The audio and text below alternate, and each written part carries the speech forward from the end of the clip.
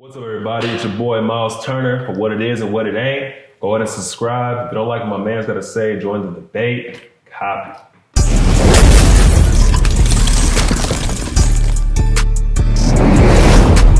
Happy. Okay, I've been meaning to ask you this because I've been following you for a long time, and I'm glad I'm here to ask from the horse's mouth. How do you feel about not receiving no accolades after leading the lead in blocks in the 2018-19 season? Man, you take shit personal. You know, they always tell you this is a business, this is that. Like, that's just cool and all, but at the end of the day, like, you know, you get disrespected. You know, there's no way you lead the league in blocks. I out-blocked an entire NBA team. You know, I out-blocked the Cleveland Cavaliers. I forgot how many blocks they had, but I out-blocked their whole team in a sense, and it's still not getting any respect or any love on all defensive teams. It's something that resonates with you and sticks with you. You just kind of remember shit like that whenever, you know, the season gets rolling, or you know, you play certain guys that was on that list. Like, you remember all that kind of stuff. So, you know, they always say don't take it personal, but you have to. You know, you got to be able to, you know, garner some sort of respect around this league. So, no, definitely stung. Do you still think about that today? Or does it motivate you? Yeah, it's always motivational. A lot of stuff that was 2 seasons ago, so it's a lot of stuff you gotta like let live and let die. But at the same time, like, it increases my hunger to actually get on that list one day. You know, so you know, and I don't think about that season per se, but I still do think about disrespect for sure. Well, you're one of the blessed players to make it to the playoffs every single year in your career since you've been here as a rookie. What is the atmosphere like playing in a playoff game? Man, I think it really depends on where you play, but Indiana, of all places, that's one of the best premier places to be. You know, the entire arena's gold. Everybody got their gold shirts on. Indiana at every level of basketball, high school, college, professional, they take that shit very seriously. So like just the fans and how like passionate they are, like, you hit a big three, you get a big dunk, a big block, the energy is different, bro. Like, I can't even describe it. Like, just, it's so much more physical. Like, every bucket, every possession means something. You know, all that kind of stuff is like the stuff that you don't take for granted in a sense. And like, you work all season long just to get to that point, you know. And I've been blessed enough and fortunate enough to get to the playoffs, but I still haven't got out that first round. So I can't imagine what like that second round atmosphere is like, the third round, the finals, all that kind of stuff. So that's the type of shit I'm looking forward to. Nothing wrong with that. What was life in the bubble? You know what, bro? It actually wasn't that bad. You know, a lot of people were shitting on it because of like, oh, the food was bad, and oh, why do we got to be here for so long? Like, granted, you know, I was there for a month and a half, 2 months. I didn't have to do the full time at the bubble, but I think that the experience for people who love basketball, who are basketball heads, is perfect. You know, there's no distractions. You just hoop, go back to your room, watch some film, play some video games, kick it. You ain't got no girls to distract you. Like, you literally just on your grind. Like, eventually, you know, it'll get old. Like, you'll be there for, you know, 3-4 months and saying you had to do a whole season there. But for what it was worth, like, there were no positive cases. You know, they were successful enough to, you know, get the finals rolling. The numbers might not have been the best, but out of all the professional sports, like, we're the ones that held it down and actually were able to have a season without anybody getting sick. So that's like a huge shout out, like, to the Players Association, the NBA, Disney, for putting all that stuff together. In the day, it's all about the almighty dollar, but it kind of made you feel like they really, you know, cared about us in a sense. The fact that they wanted to make sure that we were straight, like there was strict like COVID protocols. Yeah. So that's one thing I can't take away from them. The fact that there was no cases, and the fact that they were able to be successful with it and put it together. Now, when the season ended, what was going through your mind, and did you think that you were going to play again this year? I didn't think that we were going to start in December. I thought they would push it back to January or March. No, not December. I'm talking about before the bubble. Oh, like quarantine. Yeah. Quarantine. I knew that they were gonna have to find a way to play just because there's too much money involved, bro. End of the day, bro. You gotta make coin. Like, that's what this NBA is all about. And they don't make money. We don't make money. They were talking about cutting like 50% of our payroll. And for someone like me who just signed a lucrative contract, you know, a year ago, 2 years ago, I want to make sure I get all of that. Yeah. I worked hard enough to get to that point. So, you know, I wanted the season to continue. I was one of the people that voted, like, yeah, we need to get this shit rolling. Now, don't get me wrong, like, I had legitimate concerns with the virus. My dad had caught the virus literally right as soon as we got home, and he was down and out for like 3 weeks, and like he still has some complications from it. So I saw how serious it was. But at the same time, it's like, bro, like anything we do in life about money. You know what I mean? It's the sad reality of it. I hate that capitalism has driven is what's on people's mind and what's driven us to that. But like in the day, I gotta provide for my family. So I told myself, I'm gonna go down there and do whatever I have to do. So I thought that we were gonna play just strictly because of the money, but I didn't think that. I was skeptical about the bubble. I didn't think it was gonna work. I thought someone was gonna like bring some girl in or something like that, and test positive, and then or some players gonna get in and spread it to everybody. Like I didn't know how it was gonna work, but they proved me wrong. Yeah, see, me looking on the outside, a lot of people were saying that, it's not no fans, it's gonna be boring.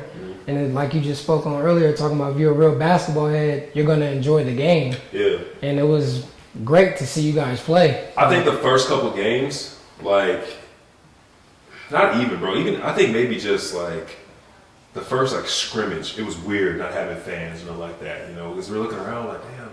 But then, bro, once you start playing, even when you actually play in front of fans, like you just learn as a professional to tune them all out. Yeah. You know what I mean? Like you almost forget that the fans are there. You got your hecklers here and there, you got people, your family and all that type of shit. But like in the bubble, like it legit like didn't make much of a difference to me. You just out there hooping. You know what I mean? So yeah, it wasn't too much of a difference for me. Yeah, that's why I was saying y'all hoop. Like this is what y'all do. Y'all love to do. Facts. Atmosphere with the playoffs, so it was no different. It was just like the same way. Since this bubble was the playoffs with no fans, like I think it was more intense, bro, because I think people really underestimate how much shit NBA players talk to each other. And it's in a sense, and like it's one thing to have the fans like yelling and screaming, you can barely hear, but when you're on that floor, bro, and there's nothing but like just the players, like it gets real out there. It makes it more fun, it makes it more intense. And that atmosphere in the playoffs, that's what gasses everybody up, you know what I mean? Like me personally, if someone starts talking shit to me, it's like immediately like it gasses me up, makes me want to play better. So, I mean, I liked it personally. Now, a whole season without fans, that'd be tough. That's part of the experience of being a professional athlete is playing in front of sold out arenas and playing in front of these fans, playing in front of your home team. But for the most part, bro, like it is what it is at this point, Yeah, and the seasons are coming back up. December, how you feel about that? You excited for it? You ready? Definitely excited and ready. Like I was saying earlier, I thought we were gonna have a little more time. Like they would start January, February, or January, March, from a training standpoint. But just like, for us, it was a very short off season. But it kind of gets boring just working out, going back to the crib. We're not going back to the crib. It gets to the point where you're gonna start grinding again. You know what I mean? Like off season's a grind, but that season grind is different. So yeah, I'm ready to get back to it.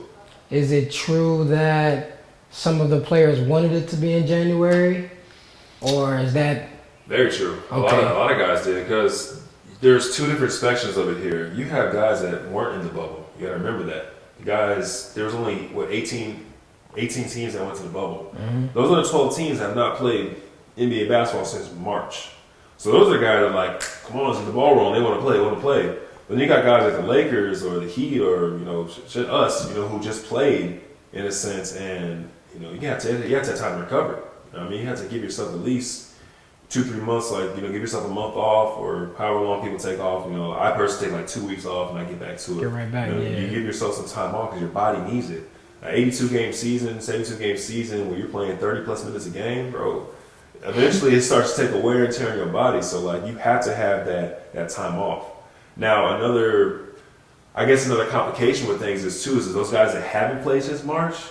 That NBA intensity, there's no way to simulate that. You can go as hard as you want to in your workouts. There's no way to simulate NBA games. So them coming in, there's going to be a lot of injuries. It's just the nature of the beast. It sucks, but you see with the NFL. The NFL got a lot of players. They got a lot of injuries. Granted, it's a contact sport, I understand it, but the NBA is the same way. There's so many soft tissue injuries when you're dealing with professional athletes that are above average height. Because there's so much more cartilage, more joints, and more body to make up for in a sense, and then your average human being. So the stress and the wear and tear we put on our body, there's a method to the madness behind the reason why we take so much time off and we put so much into our bodies and then we play so much. So it'll definitely be interesting. There's gonna be injuries. There's gonna be stuff that you can't control, but same thing. It's all about the money. It's all the nature of the business. What are your personal goals going into this season? Personally, bro, for me, like, I know I'm an all-star in this league. I know I can be an all-star in this league. From what I do, from a defensive standpoint, from the offensive skills that I have, I think being able to play in a new system this year and kind of just unleash all the shit I've been working on the past, or really my whole life, is a good, brand new opportunity for me. So that's one. You alluded to the all-defensive shit earlier. Like, me being an all-defensive player is one thing that I kind of, I always want more than being an all-star, because defense is something I take very seriously, and it's something, or was really how I made myself, with the shot blocking and, just being able to guard smaller guys and being able to guard bigs, like, play back and forth. So all defensive is one thing. And personally, I have to get out the first round of the playoffs, bro. I've been in the league for 5 years, first round ace everywhere. I've been 2 game sevens, 3 sweeps. Like, there's got to be some kind of middle ground there, you know what I mean? So getting out that first round is a huge thing for me personally. And those are 3 things at the top of my list, I would say. Who are your best teammates you ever played with, high school, college, and now in the league? High school, one of my high school teammates, like, as far as just a good dude and someone who had an impact on me, his name is Joshua Brown. He go by JB. He's someone who just, little fella, he was like, at the time, he had to be like 5'2", bro, just tiny, but like, he just came with so much energy, bro. Played just like Russell Westbrook. He was like I said 5'2", I'm being half, so he's probably 5'5", 5'6". but like, he played with so much energy, bro. He could dunk, like, he's picking up niggas full court the entire game, like, every day in practice, he's yelling, he's screaming that intensity. Like, to have someone like that on your team, it's contagious, because when you come to practice at 8 a.m., like, at my high school, we practice every day at 6 a.m. Like, that was like the only time we could really get our practice in and stuff. Yeah, I know, it's crazy. But when you come in at 6 a.m., like, it's hard to find it sometimes. But then you got one dude that's going all out, it naturally makes you want to, be that guy or be inclined to match that energy. So that's kind of what carried over my prowess in my playing in college. College-wise, I'll probably say Isaiah Taylor. He's kind of the same way. He played a little stint with the Hawks in Houston, but from a skill level standpoint, he's one of the most like skilled point guards I've ever been around. Like, he just loved the game, was able to play, and then hung out with him a lot off the floor when I was in college, and I was only there for a year in a sense. But I'll probably say him, and then, man, the league.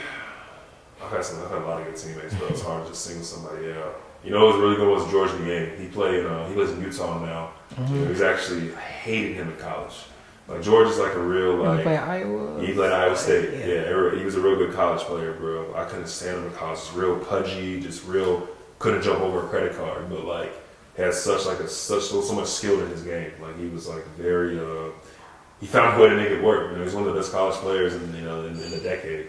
But when he got to the league, bro, like, someone like him, it's easy to write him off, but like, that fucking works, bro. Like, just seeing the work that he put in every day and just kind of having a name for himself, going down to the G League, coming back up, back and forth, being able to see him play now from afar. It's kind of cool to see someone like come in and have to completely change their body, completely change their game, and succeed a little bit. He's getting some role minutes in Utah, so it's kind of cool to see something like that. Yeah.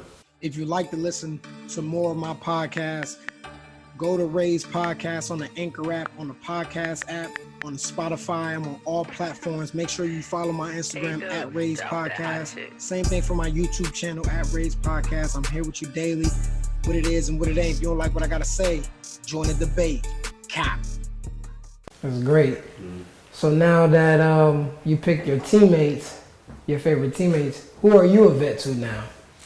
Man, so I'm the longest tenured Pacer. I've been with the Pacers for going on year 6 now, and from the time I've been there to now, I'm the one who hasn't changed in a sense. So I got a couple guys. I got a young fella now. His name is Goga Bataze. He just got drafted last year. He's like just turned 21 years old. He's the big man out of the country, or not the state, the country of Georgia. He came over here.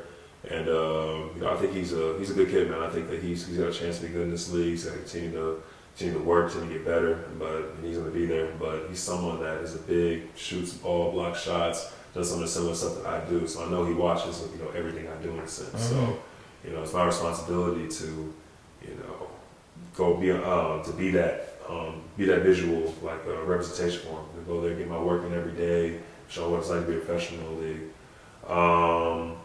And really, man, it's funny because, you know, I'm a vet, but I have a lot of guys that are older than me. Yeah. Like, you know, like Aaron Holiday, someone who just got drafted, you know, like 2 years ago. And we're the same exact age, you know. And then I had someone like Alize Johnson, this other guy. He's older than me, but I'm still a vet to like those guys because I've been through the ringer. I've been in the league longer in a sense, so they still look up to me and look up to the things that I do. You know, being young in the league. So it's funny how it works out because I'm a vet, but like I'm a young vet, you know. Mm-hmm. So going into this season, last year you guys did a good job in the bubble. Mm-hmm. We see TJ who did his thing. He's from Raleigh too. Mm-hmm. Going in, what are your expectations? Where do you see you guys being at in the East? So it's every year we're written off in a sense. You know, it's always like the Indiana Pacers. Oh, you know, they'll be okay. They're gonna win a few games, but they're not gonna do anything like in the playoffs when it matters and yada yada yada. And it's like every single year we surprise people, and it's funny because. You know, a couple of years ago, I think it was my third year in the league, we weren't even projected to make the playoffs. This is when Oladipo and Belmas first got to Indiana. We just got rid of Paul George, and there was a whole bunch of fiasco there. Like, they had written us off. That was like year we won like 50-plus games in a sense. And it's been like that every year. We always surpass people's expectations. So I think for us personally, with the roster on paper, the roster that we have some of the most talented dudes in the league in a sense. But it's not so much about what's on paper. It's about meshing and gelling. You know, we have a new coaching staff. We have a new system that we're going to be oriented this year. So it's already all got to come together quickly. Training camp's only 6 days this year. We go right into preseason games. So, you know, I personally, from a team standpoint, I know we're capable of when we're clicking or firing all cylinders. But we have to get there. You know, it's not just going to happen overnight. You know, especially with having to learn on the fly and having to, you know, be a part of this new system and do different things. So. I can see us being a top 5 team in the East, most definitely. I think that the East is getting stronger this year. You know, we got a lot of teams that are loading up. Brooklyn's loading up. You know, Philly's still going to be Philly. Miami's going to be Miami. Boston. I mean, Toronto. There's a lot of teams that are going to beat themselves, but those are teams that we can always sneak up on just because of how we play. Any game this year you have circled that any person you really want to go at this year? I don't really got no beef with nobody in the league. I would say that, but I know that I'm a top 5 center in this league, bro. So there's definitely some centers on my list that I know that, you know, I could prove myself against. You know, the Embiid of the world. You know, like I said, the kind of lose the world, the Jokic of the world, the Anthony Davis of the world. Like, but when I see like guys like that, it's like, all right, like I already know everybody talks about these dudes, but like, shit, I ain't no bitch either. So that's how I play. So I know I'm able to bring more to the table.